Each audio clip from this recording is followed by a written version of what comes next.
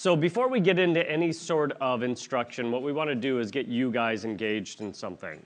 Okay, so let's have you guys partner up. So find one other person that you can work with for a moment.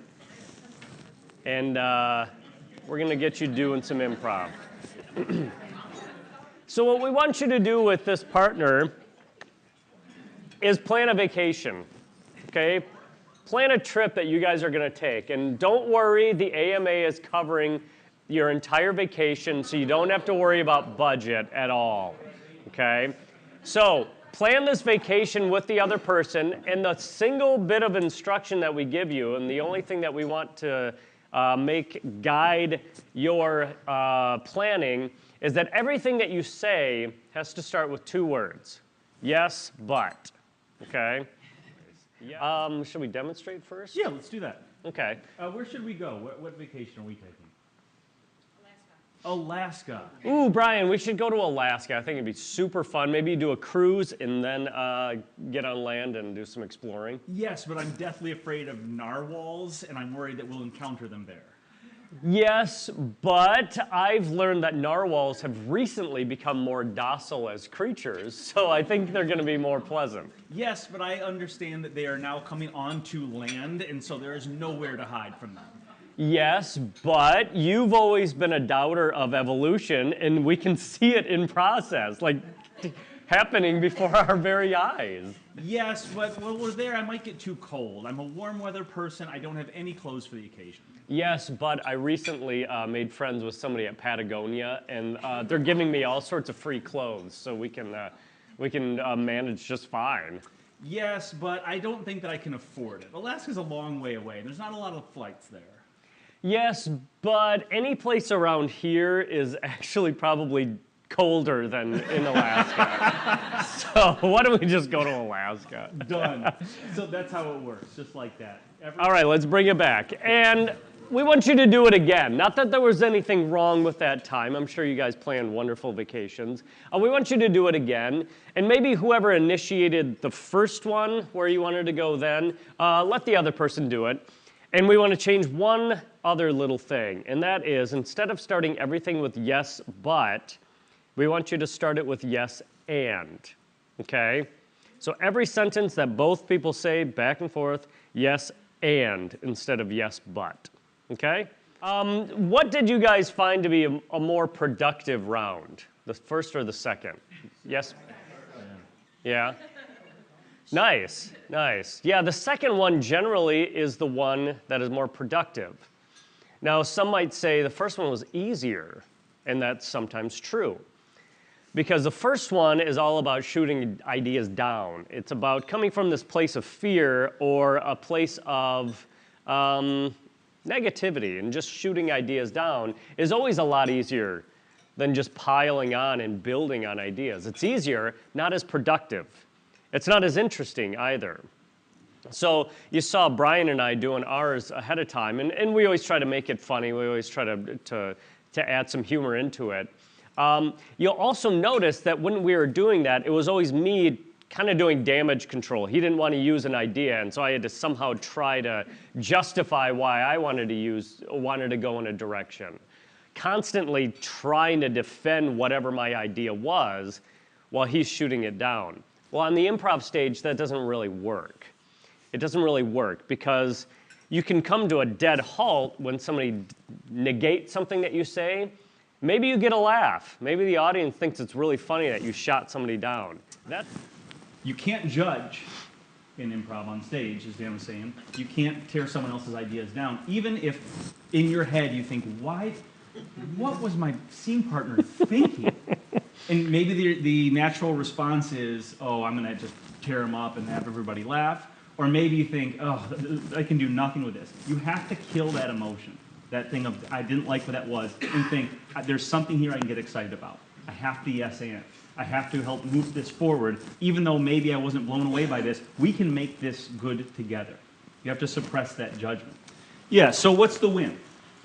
When your client comes to you and they say, we want twice as much copy or whatever it may be, is the win to show the superiority by saying that's a bad idea? Or is the win that continued relationship? Is the win that is earning their business and earning their trust? And that same thing that improvisers do, that suppression of judgment, is such a powerful thing in dealing with clients, that's the client, of suppressing the judgment of their idea as well, and finding a way to get to a place where they're going to have trust in you. And as we said at the beginning with the yes and, of finding those future moments. Great exercise here.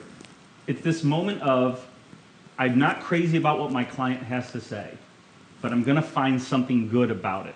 So what we'd love to do is have you at your tables do a little exercise called What I Like About Your Idea Is.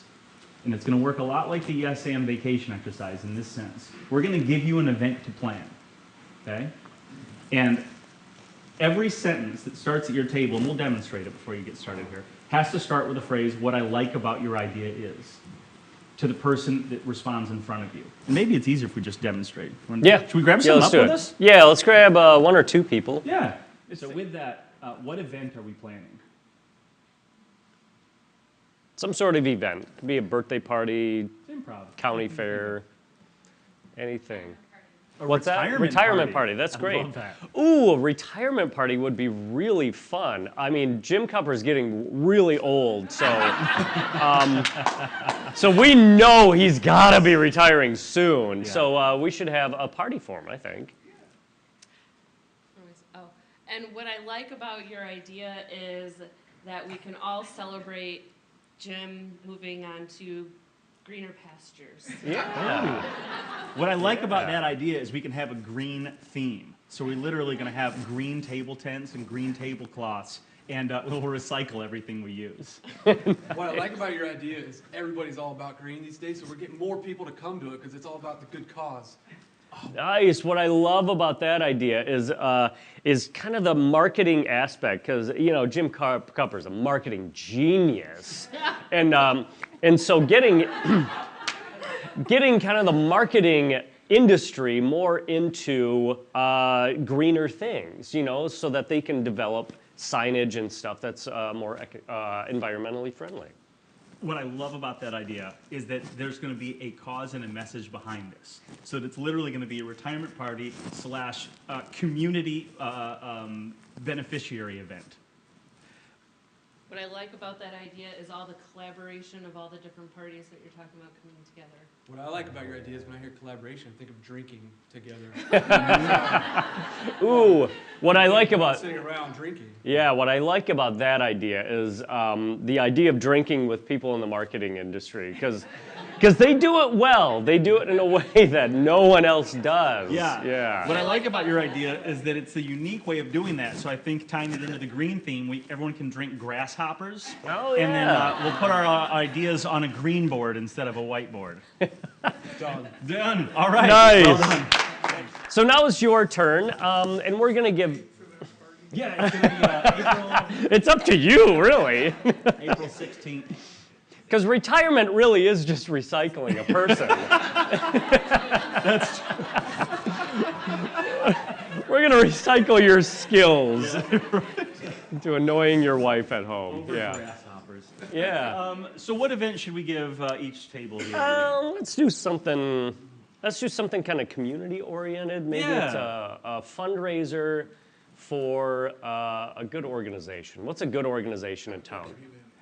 Habitat for Humanity. That's great. A fundraiser for Habitat for Humanity. Plan the whole event. Everything that everybody says at the table has to start with what I like about your idea is. Okay?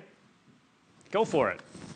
Yeah, we want to hear from the tables. What were some of the ideas that you guys came up with for some fun, for a fundraiser? Yeah, Curtis? We had agreed that Habitat for Humanity would build their own conference center to hold their events in. Yeah, that's great. We had a different angle. Perfect. We talked about the right venue, and we talked about a house that's already been built by Habitat. Ooh, that's a great idea. That's a great idea. Yeah, because a lot of people at fundraisers maybe see pictures of what they do, but Habitat's a kind of entity and organization where you can see and be in what they've done. That's a great idea. About, this is exactly what we do on stage. We may not say the words, what I like about your idea, but what we're listening for on stage is something that we do like and everything that we can build upon. And then I would encourage, just with clients, because we've all been there. And for those that don't know, my background is in public relations as well. I've heard a lot of the things you saw up there as well, and trying to find that way to latch on to what I do like so I can build some common ground, build a starting point of agreement with my client, eventually turning them into a partner. Building trust. Ooh. So we talk about active listening in improv, which is more than just, yeah, I heard what you had to say.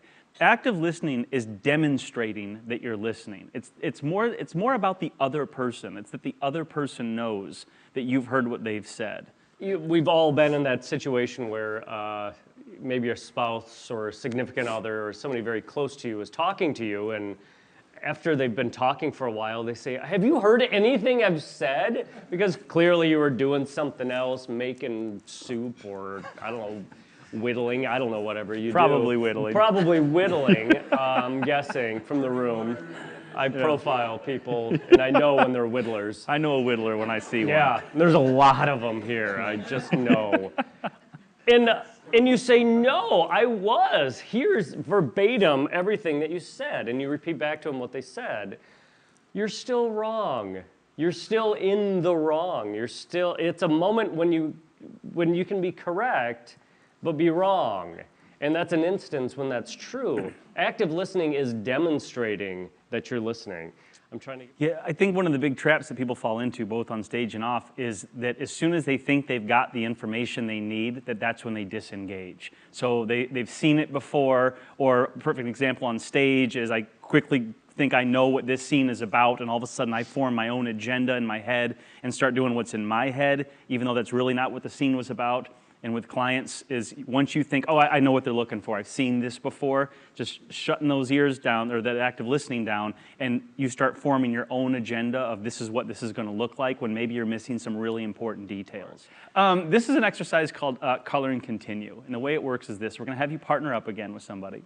And one of you is going to tell a story, a real story, just doesn't have to be epic, but just it has to be real. And the reason it has to be real is because the person that's listening from time to time is going to chime in one of a few ways. Firstly, with color, and they're going to ask for more details about something. Color in if you're telling a story about a time you went bungee jumping, color in the height, what did you see below? You're asking for more details, but you're using the word color. And then you say continue if you want the story to continue.